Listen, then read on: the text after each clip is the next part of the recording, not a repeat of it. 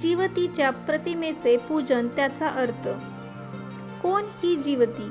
हिच्या पूजनाचा हेतू काय? आषाढ महिन्याच्या अमावास्येला हे दीपपूजन केलं जातं आणि याच दिवशी जरा जीवंतिका पूजन सुद्धा करतात. दिवा हे ज्ञानाचं, वृद्धिंगतेचं प्रतीक आहे. अज्ञानाचा नाश करून ज्ञानाकडे जाणाऱ्या मार्गाचा मुख्य आधार आहे दीप. दुसरी पूज्य देवता म्हणजे ज्योती. ज्योतीची प्रतिमेच्या रूपात पूजा केली जाते. संपूर्ण श्रावण महिन्यात या प्रतिमेचं पूजन मातृशक्तीकडून केलं जातं व आपल्या अपत्यांच्या मंगलतेची प्रार्थना केली जाते. ही प्रतिमा विशेष अर्थपूर्ण आहे. या एकाच प्रतिमेत 4 वेगवेगळ्या देवतांच्या वरवर पाहता परस्परांशी संबंध नसलेल्या स्वतंत्र प्रतिमा आहेत. संपूर्ण महाराष्ट्रात याच प्रतिमेचे पूजन केले जाते. यातील एकही प्रतिमा बदललेली दिसत नाही. काय रहस्य असेल या प्रतिमाक्रमाचे? ज्योती प्रतिमेत प्रथम नरसिंह, नंतर कलियामर्दन करणारा कृष्ण, मध्यभागी मुलांना खेळवणारे जरा जीवंतिका आणि सगळ्यात खाली बुध, बृहस्पती, गुरु यांचा समावेश असतो. याच क्रमात त्यांना पूजले जाते.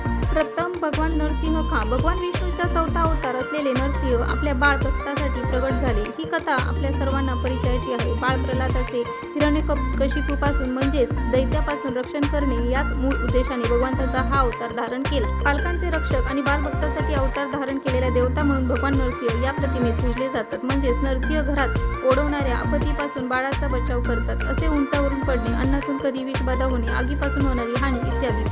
त्यानंतर येतात कलियामर्दन करणारा श्रीकृष्ण. यातील नाग आणि गोपालकृष्ण दोन्ही जण श्रावणातील आराध्य दैवत. मग नाग प्रतिमा वेगळी आणि कृष्ण प्रतिमा वेगळी न देता कलियामर्दन करणारा श्रीकृष्णच का?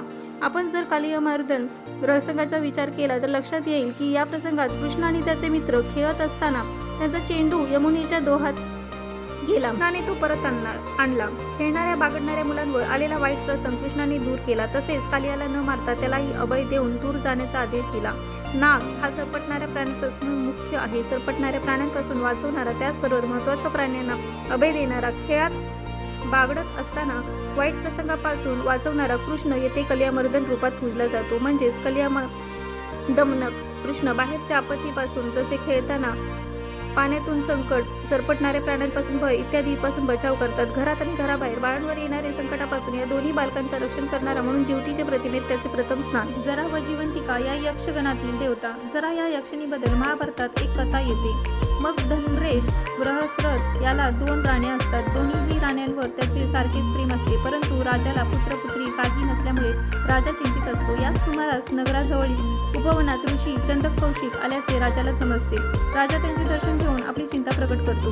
ऋषी राजाला प्रसादात आंबा देतात व राणीला खायला द्या म्हणून सांगतात. दोन्ही राण्यांवर समान प्रेम असल्यामुळे राजा आंब्याचे समान भाग करून राण्यांना देतो. कालांतराने दोन्ही राण्यांना पुत्र होतो, परंतु केवळ अर्धा अर्धा.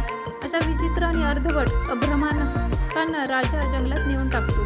त्याच वेळेस तेथून जरा नामक यक्षिणी जात असते. ती दोन्ही अभ्रक तुकड्यांचा हातात घेते आणि आपल्या अवयव साधण्याचं केल्याने दोन्ही शकल सांधते. जरा ते सांधलेले अभ्रक सध्या समयास बृहद्रथ राजाला आणून देते. जरा यक्षिणीने सांधले म्हणून राजा त्याचे नाव जरा संग ठेवतो आणि जरा यक्षिणीच्या उपकार प्रित्यर्थ नगरात देऊन बांधून तिला मगधाच्या इष्टदेवतेचे मान देतो. त्याचप्रमाणे जार देवतेचे वार्षिक महोत्सव सुरू असते.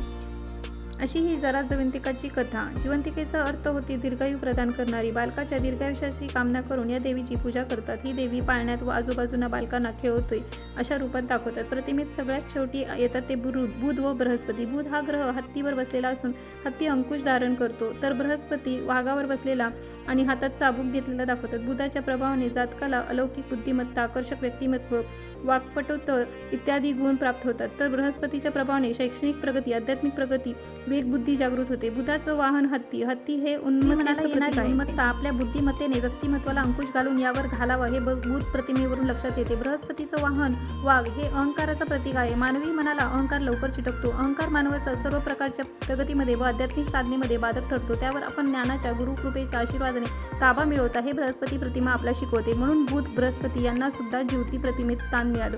प्रथम रक्षक देवता, नंतर जन्मलेल्या बालकाचे रक्षण व दीर्घायुष्य देणारी देवता आणि नंतर व्यक्तिमत्व प्रभावित करणारा ग्रह देवता, असा हा जीवित प्रतिमेचा क्रम एक मातृशक्तीच्या, दुसरा रक्षक व पालक शक्तीचे केलेले पूजन म्हणजेच ज्योतीचे पूजन, जगातील सर्व प्राणीमात्रांचा उज्ज्वल भविष्याची रक्षणाची प्रार्थना म्हणजेच ज्योतिपूजन. जरे जिवंतिके देवी पालयुक्ते प्रमोदिनी रक्षाव्रते महाशक्ती पूर्ण कामे नमोस्तुते. नमः. For watching please like share subscribe. Swami Samarth. जय जय स्वामी समर्थ.